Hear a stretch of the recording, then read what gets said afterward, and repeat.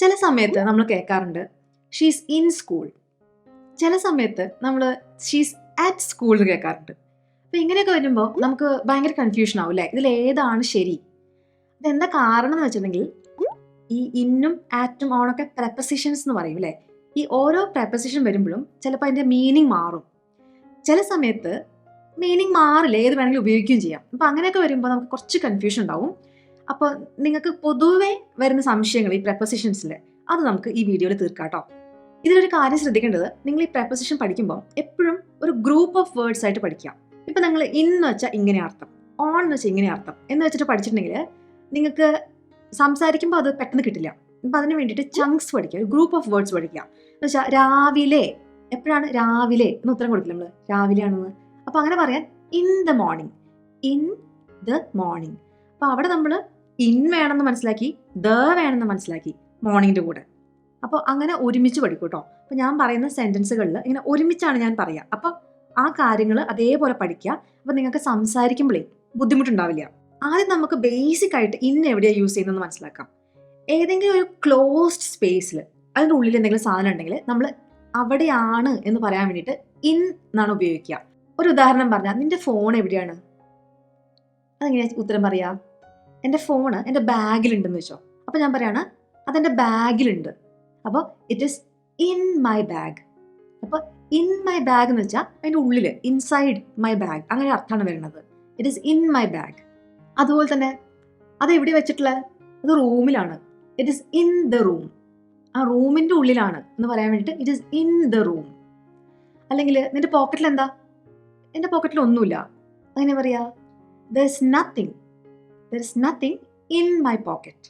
There is nothing in my pocket. അപ്പോൾ in my pocket, in my bag, in the room.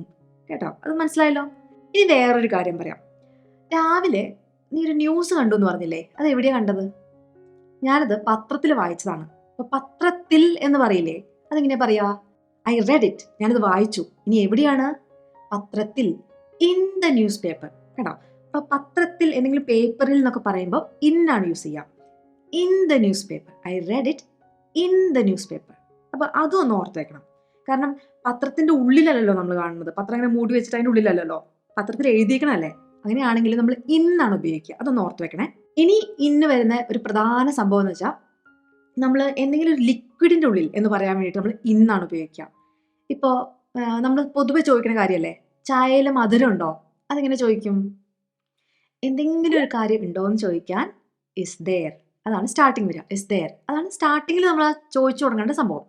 പിന്നെ എന്താണ് എന്ന് ചോദിക്കണ്ടേ, എന്ത് സംഭവമാണ് നിങ്ങൾ അവിടെ ഉണ്ടോ എന്ന് ചോദിക്കുന്നത്? ഇസ് ദെയർ ഷുഗർ, പഞ്ചസാര, ഇസ് ദെയർ ഷുഗർ. എവിടെ? ചായയിൽ എന്ന് പറയാൻ വേണ്ടിയിട്ട് ഇൻ യോർ ടീ. അപ്പം ചങ്ക്സ് ആയിട്ട് പഠിക്കണം. Is there sugar in your tea, is there sugar in your tea.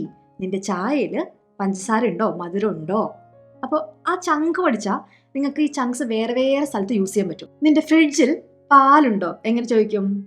Is there milk in your fridge. കേട്ടോ, is there milk in your fridge.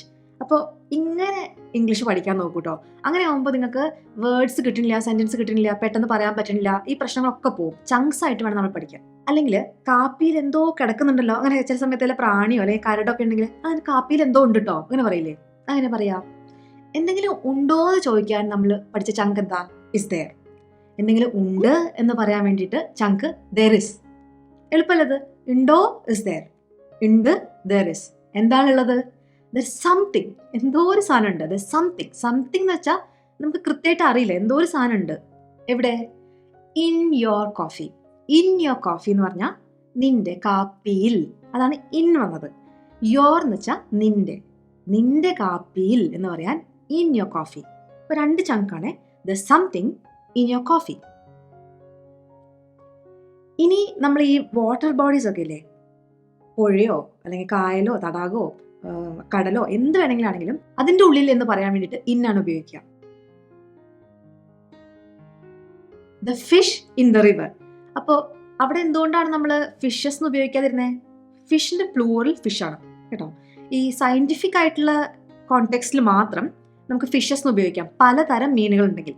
ഇല്ലെങ്കിൽ പലതരം മീനുകൾ ഉണ്ടെങ്കിൽ പോലും നമുക്ക് നോർമൽ കോണ്ടെക്സ്റ്റിൽ ഫിഷ് തന്നെ ഉപയോഗിച്ചാൽ മതിയാവും. അല്ലെങ്കിൽ നമ്മളൊരു ലേക്കിൽ വെള്ളത്തിൽ കളിക്കുകയാണ്, ഐ എം ഇൻ ദ ലേക്ക്. പക്ഷെ ചില സമയത്ത് നമ്മൾ ഐ എം അറ്റ് ദ ലേക്ക് എന്ന് കേൾക്കാറുണ്ട്. അപ്പൊ അതെന്താ ഉദ്ദേശിക്കണേ? ആ സ്ഥലത്ത്, ലേക്ക് ഇരിക്കുന്ന സ്ഥലമില്ലേ, അവിടെ ഐ എം അറ്റ് ദ ലേക്ക്, അവിടെയാണ് ഞാൻ ഉള്ളത്. അപ്പൊ ഈ അറ്റ് എവിടെയാ ഉപയോഗിക്കുന്നത് നോക്കാം. അറ്റ് പൊതുവെ നമ്മൾ ഉപയോഗിക്കുക എന്തെങ്കിലും ഒരു പർട്ടിക്കുലർ സ്ഥലത്ത്, ആ കൃത്യം സ്ഥലം പറയുമ്പോൾ നമ്മൾ അറ്റ് ആണ് ഉപയോഗിക്കുക. അവിടെ മാത്രമല്ല, വേറെ കുറച്ച് സ്പെഷ്യൽ കേസസ് ഉണ്ട്. ഒരു പേജിന്റെ ആദ്യം എന്നൊക്കെ പറയാൻ വേണ്ടിയിട്ട് അറ്റ് ദ ബിഗിനിങ് അങ്ങനെ പറയാം. അല്ലെങ്കിൽ ഒരു സിനിമയുടെ ആദ്യം ഒരു പാട്ടുണ്ട്, എങ്ങനെ പറയാ? At the beginning of the movie there is A song. എന്തെങ്കിലും സംഭവം ഉണ്ടെന്ന് പറയാൻ ദർ ഇസ്, അല്ലെ, there is A song. At the beginning of the movie, ആ മൂവി സിനിമയുടെ സ്റ്റാർട്ടിങ്ങിൽ അറ്റ് ദ ബിഗിനിങ്. അപ്പൊ അവിടെ അറ്റ് ആണ് ഉപയോഗിക്കുക, അറ്റ് ദ ബിഗിനിങ്. ആ ചാപ്റ്ററിന്റെ അവസാനം ആ സ്ഥലത്ത് കുറച്ച് എക്സസൈസ് ഉണ്ട്, അങ്ങനെ പറയും, അവിടെയും അറ്റ് ആണ് ഉപയോഗിക്കുക. At the end of the chapter, at the end of the chapter there are some exercises. എന്താണുള്ളത്? There are some exercises. അപ്പൊ നേരത്തെ ഞാൻ പറഞ്ഞു there is ആണെന്ന്, ഇപ്പൊ പറഞ്ഞു there are ആണെന്ന്. ഇവിടെ എക്സസൈസസ് പ്ലൂറൽ ആയതുകൊണ്ടാണ് there are എന്ന് പറഞ്ഞത് കേട്ടോ. At the end of the chapter there are some exercises. അപ്പോൾ അറ്റ് ദ ബിഗിനിങ്ങും അറ്റ് ദ എൻഡും മനസ്സിലായില്ലേ? ഇനി ചില സമയത്ത് നിങ്ങൾ ഇൻ ദ ബിഗിനിങ് എന്ന് കാണും. അതെപ്പോഴാണെന്നറിയോ? ഈ ലോകത്തിന്റെ ബിഗിനിങ്, ഈ ഭൂമിയുടെ ബിഗിനിങ് ഓഫ് ടൈം, അങ്ങനെയൊക്കെ രീതിയിലാണ് ഇൻ ദ ബിഗിനിങ് എന്ന് പറയാം. In the beginning there was nothing. തുടങ്ങിയ സമയത്ത്, ഈ ലോകമൊക്കെ ഉണ്ടായ സമയത്ത് ഒന്നും ഉണ്ടായിരുന്നില്ല. In the beginning there was nothing. ആ അർത്ഥമാണ് ഇൻ ദ ബിഗിനിങ്. അപ്പൊ നമ്മൾ സാധാരണ കോണ്ടെക്സ്റ്റിൽ ഒരു സിനിമയുടെ ബിഗിനിങ്, ഒരു ചാപ്റ്ററിന്റെ ബിഗിനിങ്, അല്ലെങ്കിൽ ഒരു കോൺവെർസേഷന്റെ ബിഗിനിങ് ഒക്കെ പറയുമ്പോൾ അറ്റ് ദ ബിഗിനിങ് ആണ് ഉപയോഗിക്കുന്നത് കേട്ടോ. അതുപോലെ തന്നെ അറ്റ് ദ എൻഡും. പക്ഷെ ഇൻ ദ എൻഡ് എന്ന് നമ്മൾ കേൾക്കാറുണ്ട് സാധാരണ. അതിന്റെ അർത്ഥം എന്താണെന്ന് അറിയോ? അങ്ങനെ അവസാനം എന്ന് പറയില്ല നമ്മള്, ഫൈനലി, അങ്ങനെ ഒരു അർത്ഥമാണ് ഇൻ ദ എൻഡ്. അപ്പൊ നമ്മൾ പറയില്ലേ അവസാനം, എനിക്കെല്ലാം മനസ്സിലായി, ഐ അണ്ടർസ്റ്റുഡ് എന്ന് പറഞ്ഞേക്കാളും ഞാനത് കണ്ടുപിടിച്ചെല്ലാം കുറച്ച് കഷ്ടപ്പെട്ടിട്ടാണ് മനസ്സിലാക്കിയത് എന്നുള്ള അർത്ഥം വരാൻ വേണ്ടിയിട്ട് to figure it out use ചെയ്യാം. In the end I figured it out, അല്ലെങ്കിൽ in the end I understood everything പറയുന്നതിൽ തെറ്റൊന്നുമില്ല കേട്ടോ. പക്ഷെ ഒരു നമ്മുടെ കഷ്ടപ്പാട്, അങ്ങനെ കുറെ കഷ്ടപ്പെട്ട് അങ്ങനെ മനസ്സിലാക്കിയിട്ട് അവസാനം എന്ന് പറയാൻ വേണ്ടിയിട്ട് in the end I figured it out, എന്താ സംഭവം എന്ന് എനിക്ക് അവസാനം പിടികിട്ടി, അങ്ങനെ പറയില്ലേ, അതാണ് ഇൻ ദ എൻഡ്. അപ്പൊ അങ്ങനെ അവസാനം അത് സംഭവിച്ചു എന്നുള്ള അർത്ഥത്തിലാണ് ഇൻ ദ എൻഡ്. പക്ഷെ സാധാരണ ഒരു സംഭവത്തിന്റെ സ്റ്റാർട്ടിങ്ങിൽ ഇന്നതുണ്ട്, എൻഡിങ്ങിൽ ഇന്നതുണ്ട് എന്ന് പറയണമെങ്കിൽ എപ്പോഴും അറ്റ് ദ ബിഗിനിങ്ങും അറ്റ് ദ എൻഡ് ആണ് യൂസ് ചെയ്യുക കേട്ടോ. ഇനി മിഡിലാണെങ്കിലോ? മിഡിലാണെങ്കിൽ എപ്പോഴും ഇൻ ദ മിഡിലാണ്. രണ്ടിന്റെ ഇടയിലല്ലേ മിഡിൽ കിടക്കണേ. അപ്പൊ അങ്ങനെ ആലോചിച്ചാൽ മതി. മിഡിലാണെങ്കിൽ ഇൻ ദ മിഡിൽ. ഇനി നമുക്ക് ഓൺ ആണ് കൺഫ്യൂഷൻ ഉണ്ടാവുക.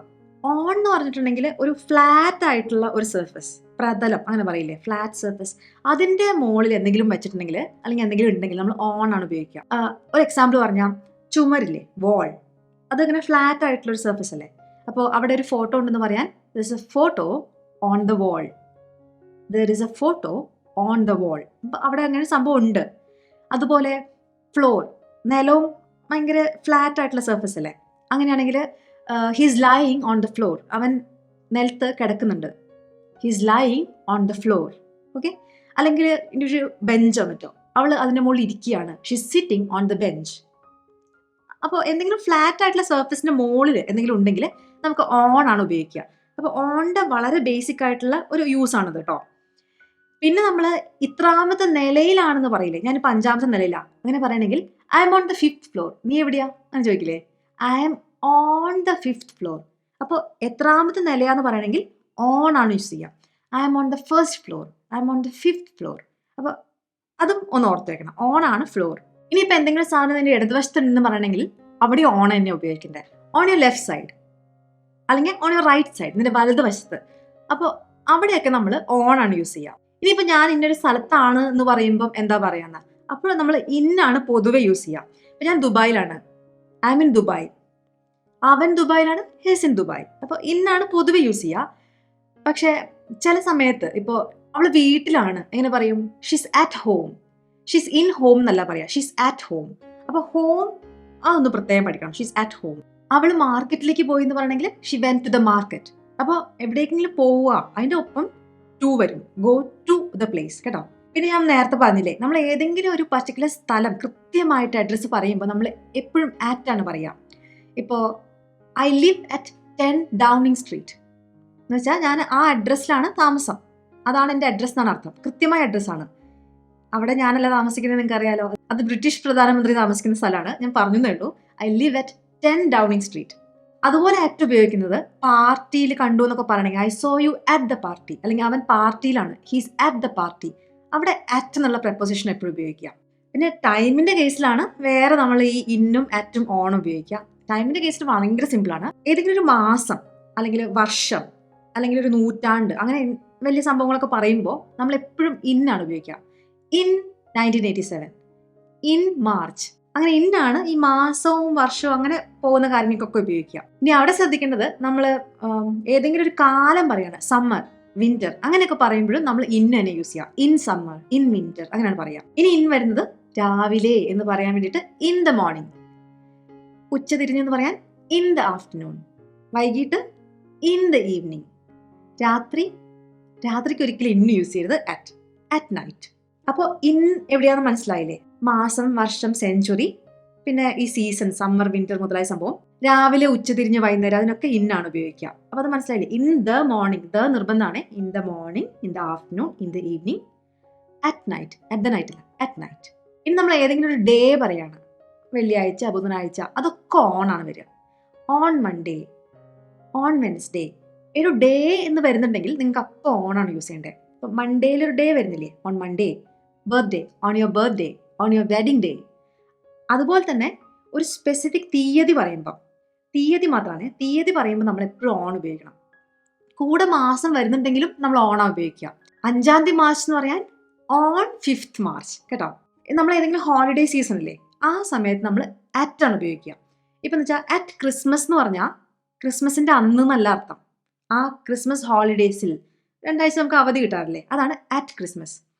അതുപോലെ അറ്റ് ഈസ്റ്റർ, ആ ഈസ്റ്റർ അവധി, അതാണ് അതിൻ്റെ അർത്ഥം. ഓൺ ക്രിസ്മസ് എന്ന് പറഞ്ഞാൽ 25-ാം തീയതി ഡിസംബർ, അതാണ് ഓൺ ക്രിസ്മസ്. അപ്പോൾ ആ ഡേ പറയുമ്പോഴാണ് നമ്മൾ ഓൺ ഉപയോഗിക്കുക, അല്ലെ? ഓൺ 25th ഡിസംബർ എന്നല്ല പറയുക. അപ്പോൾ അത് തന്നെയാണ് ഓൺ ക്രിസ്മസ് എന്ന് പറഞ്ഞ അർത്ഥം. അറ്റ് ക്രിസ്മസ് എന്ന് പറഞ്ഞാൽ ആ 2 ആഴ്ച അവധിയില്ലേ, ആ അവധി കാലത്തിനാണ് നമ്മൾ അറ്റ് ക്രിസ്മസ് എന്ന് പറയുക. അറ്റ് നമ്മൾ മറ്റേ സ്ഥലത്തിന്റെ കേസിൽ പറഞ്ഞില്ലേ, ഇന്ന കൃത്യമായ ലൊക്കേഷൻ, അഡ്രസ്സ് പറയുന്നത്, അതുമാതിരി കൃത്യമായ സമയം പറയുമ്പോൾ നമ്മൾ അറ്റാണ് ഉപയോഗിക്കുക. 6 മണിക്ക് അറ്റ് 6, 6 മണിക്ക് കാണാം കേട്ടോ, സി യു അറ്റ് 6. അല്ലെങ്കിൽ ഉച്ചയ്ക്ക് അറ്റ് നൂൺ. അതുപോലെ നൈറ്റിന്റെ കേസ് പറഞ്ഞില്ലേ, അറ്റ് മിഡ് നൈറ്റ്, അതും അറ്റാണ്. അറ്റ് നൈറ്റ്, അതും അറ്റാണ്. ഇനി ശ്രദ്ധിക്കേണ്ട കാര്യം, എൻ്റെ കാറിൽ എന്ന് പറയാൻ വേണ്ടിയിട്ട് നമ്മൾ ക്ലോസ്ഡ് ആയ സ്പേസ് ആണ്, അതുകൊണ്ട് ഇൻ മൈ കാർ എന്ന് പറയും. പക്ഷേ ബസ്, ട്രെയിന്, പ്ലെയിന്, ഷിപ്പ്, ഈ കേസിൽ നമ്മൾ ഓൺ ആണ് പറയേണ്ടത്. On the bus, on the train, on the plain. പിന്നെ നമ്മൾ ഇന്റർനെറ്റിന്റെ കാര്യങ്ങളാണ് ശ്രദ്ധിക്കേണ്ടത്. ഇന്റർനെറ്റിൽ എന്ന് പറയാൻ വേണ്ടി ഓൺ ദ ഇന്റർനെറ്റ്, യൂട്യൂബിൽ ഓൺ യൂട്യൂബ്, ഫോണിൽ ഓൺ യുവർ ഫോൺ, ഇൻസ്റ്റഗ്രാമിൽ ഓൺ ഇൻസ്റ്റഗ്രാം, ഫേസ്ബുക്കിൽ ഓൺ ഫേസ്ബുക്ക്. പക്ഷെ എൻ്റെ വീഡിയോയിൽ എന്ന് പറയുകയാണെങ്കിൽ ഇൻ മൈ വീഡിയോ, വീഡിയോയിൽ ഇൻ മൈ വീഡിയോ. ബാക്കിയുള്ള ഇന്റർനെറ്റിന്റെ കാര്യങ്ങൾക്കൊക്കെ ഓൺ ആണ് യൂസ് ചെയ്യുക. അതാണ് ഒരു പ്രത്യേകം ഓർത്ത് വെക്കേണ്ട സംഭവം. ഇനി ഷീസ് അറ്റ് സ്കൂളും ഷീസ് ഇൻ സ്കൂളും തമ്മിലുള്ള വ്യത്യാസം എന്താണെന്ന് വെച്ചാൽ, ഷീസ് അറ്റ് സ്കൂൾ എന്ന് പറഞ്ഞാൽ ആ സ്കൂൾ എന്ന് പറഞ്ഞ സ്ഥലത്താണ് ഇപ്പോൾ ആളുള്ളത്. She's at school. അപ്പോൾ ഷീ എന്ന് പറയുന്നത് ഒരു കുട്ടിയാവാം അവിടെ പഠിക്കണേ, അല്ലെങ്കിൽ അവിടെ അടിച്ചു വാരി വൃത്തിയാക്കുന്ന ഒരു ചേച്ചിയാവാം, അല്ലെങ്കിൽ അവിടെ പഠിപ്പിക്കുന്ന ടീച്ചറാവാം, അല്ലെങ്കിൽ അവിടെ വരെ വെറുതെ പോയ ഒരാളാവാം. ആരാണെങ്കിലും അവിടെ പോയിട്ടുണ്ടെങ്കിൽ ഷീസ് അറ്റ് സ്കൂൾ എന്നാണ് പറയുക. അപ്പോൾ ഒരു വിദ്യാർത്ഥി ആവണം നിർബന്ധമില്ല, അല്ലെ? She's at school.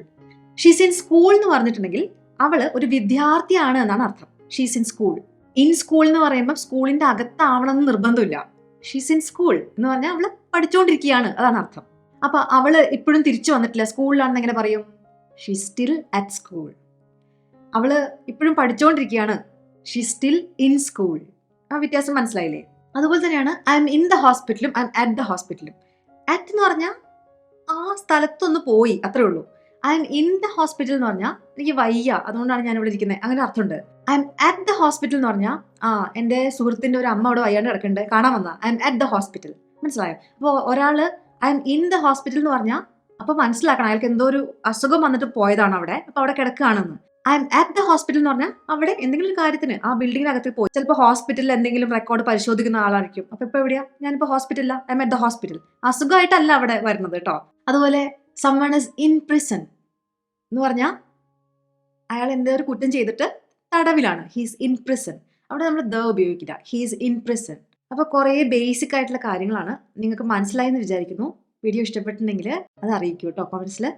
അടുത്ത ദിവസം വേറൊരു വീഡിയോയിൽ കാണാം. അതുവരേക്കും ബൈ.